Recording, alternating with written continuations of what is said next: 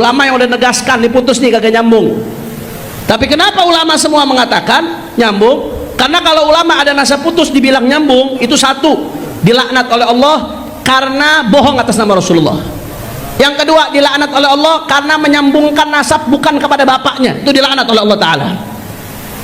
Makanya ulama-ulama dulu tuh kalau lihat ada nasab yang betul-betul terputus nggak memenuhi standar syariat, mereka bilang ini nggak benar, nasabnya batil, jelas. Tapi kalau mereka udah ngelihat terus mereka menyatakan nyambung, sampai Imam Ibnu Hajar bilang min alul bait, sampai An-Nabhani bilang ijma, Al-Muhibbi dalam Khulasatul Athar sampai bilang mujmi'un alaihi ahli tahqiq, disepakati oleh ahli tahqiq, ulama-ulama besar. Saya ngumpulin nggak kurang dari 140 kitab dari Mbak Alawi. Ini ulama serentak nyatakan nyambung. Berarti bagi mereka, di mata mereka, menurut standar syariat, menurut standar ilmu nasab, udah nggak ada masalah.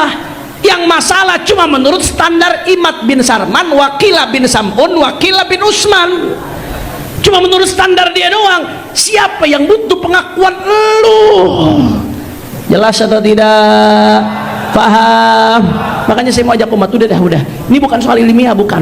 Kalau ilmiah nggak ada orang ilmiah ngomong andai kata sedunia ngakuin, saya nggak bakal ngakuin. Nggak ada ilmiah begitu, nggak ada. Ilmiah tuh Imam Syafi'i, idza shahha madhhabi, idza shahha al-hadits fahuwa madhhabi. Kalau ada hadis yang benar saya ngikutin tuh. Itu Imam Syafi'i ilmiah. Ra'yi shawab yahtamilul khata' wa ra'yu ghairi khata' yahtamilus shawab. Imam Syafi'i ini ulama besar bilang apa? Pendapat saya benar tapi bisa aja salah. Pendapat orang lain salah tapi bisa aja benar dalam masalah yang beliau berbeda ya, karena beliau harus ngikutin yang benar menurut beliau. Itu baru ilmiah. Tapi kalau udah semua sedunia ngakuin, gua kagak bakal ngakuin, ulama sedunia disalahin, ulama sebanyak-banyak disalahin, itu bukan soal ilmiah, itu soal kebencian. Betul apa kagak? Itu soal hasud. Betul apa kagak? Itu soal yang namanya saudara pecah belah umat. Sadar atau tidak sadar, merasa atau tidak merasa, ini jadikan agenda untuk mecah belah umat. Lu bayangin, Gaza lagi dibombardir, diribut nasab, saudara. Gaza lagi dibombardir, diribut nasab, sabenari keliling ceramah urusan begituan. Korupsi di mana-mana, judi online di mana-mana, mabok orang di mana-mana, narkoba merajalela, saudara.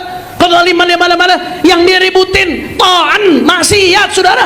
Perbuatan yang dia lakuin nabrak semua ulama dan dikampanyekan PD kemana-mana. Ini pecah belah umat.